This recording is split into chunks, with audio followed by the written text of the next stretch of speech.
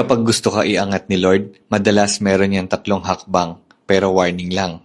Hindi yan para sa mahina ang puso. Kasi ang pruning at obedience, masakit yan. Mabigat yan. Hindi lahat handang dumaan dito. Una, pruning. Tinatanggal ni Lord lahat ng bagay na hindi para sa'yo. Pwedeng tao, ugali, o kahit opportunities na akala mo kailangan mo. Hindi para parusahan ka, kundi para iposisyon ka sa tamang lugar. Kaya wag mo iisipin rejection yan. Redirection yan. Yung iniisip mong pagkawala, protection at preparation yan galing sa Diyos. Ang pangalawa, obedience. At ito ang pinakamahirap. Minsan, hihingin ni Lord na bitawan mo yung gusto mo. Magpatawad kahit masakit.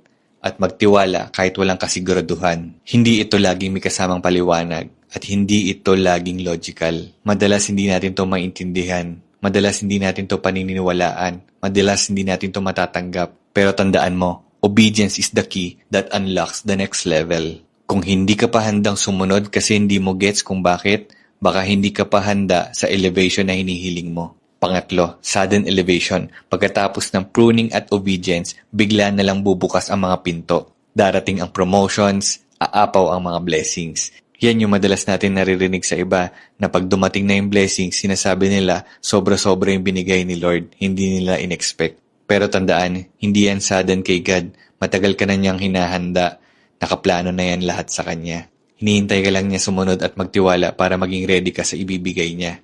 Nasiguradong yung ibibigay niya, maaalagaan mo. Kaya sabi sa 1 Peter 5:6, humble yourselves in the mighty hand of God, that He may exalt you in due time. Kaya kung nararamdaman mo na parang pinapahinto ka, na tinatanggalan ka, o tinutulak ka ni Lord sa mahirap na hakbang, baka nasa proseso ka na ng elevation. At uulitin ko, hindi ito para sa mahina ang puso. Pero kung kaya mo magtiwala at sumunod, ihanda mo na yung sarili mo sa kung ano man itinakda ni Lord para sa'yo.